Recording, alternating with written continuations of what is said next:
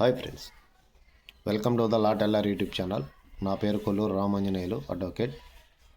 భారత రాజ్యాంగంలోనే మనకిచ్చినటువంటి మహోన్నతమైన రిట్స్లలో సెర్ష్యోరరీ అంటే ఏంటి?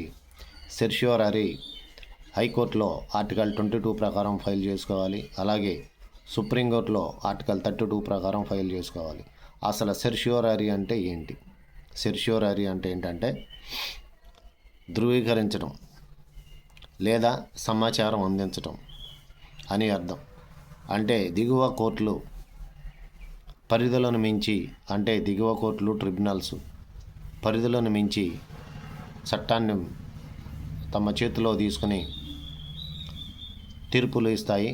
ఆ తీర్పులను రద్దు చేసే అధికారం ఈ యొక్క సెర్ష్యోరరీ రిట్ చేస్తుంది. ఈ సెర్ష్యోరరీ రిట్ అనేది భారత రాజ్యాంగంలో ఆర్టికల్ 32 ప్రకారం సుప్రీంకోర్టులో ఫైల్ చేసుకుంటాం. అదేవిధంగా ఆర్టికల్ 226 ప్రకారం హైకోర్టులో ఫైల్ చేసుకుంటాం. ఎప్పుడైనా సరే దిగువ కోర్టులు వాటి యొక్క పరిధిని మించి తీర్పులు ఇస్తాయో ఆ తీర్పులు రద్దు చేసే అధికారం ఈ సెర్ష్యోరరీ అనే రిట్ ద్వారా పై కోర్టులకు ఉంటుంది. So friends, please subscribe my channel. నా యొక్క ఛానల్ లైక్ చేసి, కామెంట్ చేసి, షేర్ చేయగలరు. మీకు ఏమైనా డౌట్స్ ఉంటే కామెంట్స్ రూపంలో తెలియపరచగలరని